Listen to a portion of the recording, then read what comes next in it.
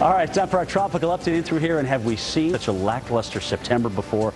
It's been a while, ladies and gentlemen. You may have to go back to 1992 after Andrew.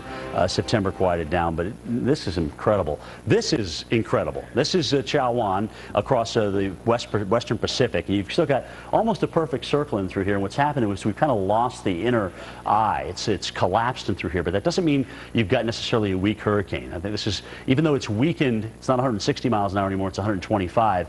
Instead of having just this area, okay, the first part of this where you have the eye and the purple around it, you have now this larger area with potential wind damage.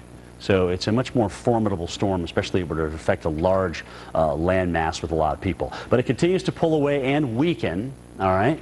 But it's already produced the waves that have already made their way up to the Japan coast. And if you stay out of the water over the next couple of days, you should be fine. I think over the next 10 days, it'll be interesting to watch the genesis of that low pressure area, because even though it won't be tropical once it makes its way across the Pacific, it's going to have, we think, impacts on the weather patterns. That's a big, big storm. All right, here's Marty spinning around here off of Cabo San Lucas and weakening, and Nora potentially trying to develop here to the west-southwest of Manzanillo. So something to watch over the next 24 to 48 hours. In two areas we're watching across the Atlantic Basin.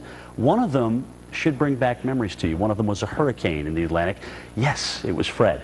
And Fred may be monitored by our friends at the Air Force Reserve's Hurricane Hunter Unit. They may be flying out to investigate this tomorrow. It's definitely got a low-level circulation with it, but all the convection is actually being sheared off to the south and west, strangely enough.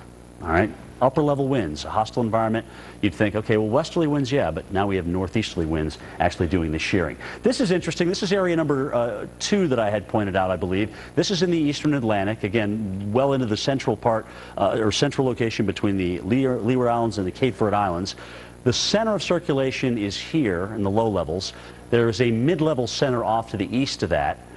The low-level center got sheared for a good part of the day. The mid-level center continues to show explosive thunderstorms tonight. So which one's going to go?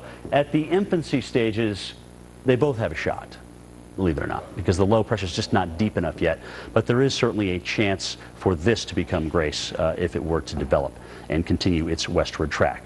Still a long way away from the States, though, either way you slice it. And it's going to have to go through westerly winds across the Gulf.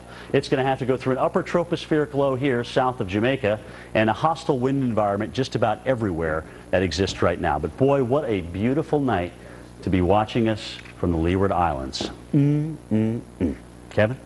All right, thanks a lot, Jim. Well, you know, these things with these upper lows have nothing to do, they don't follow the laws of weather typically. You guessed all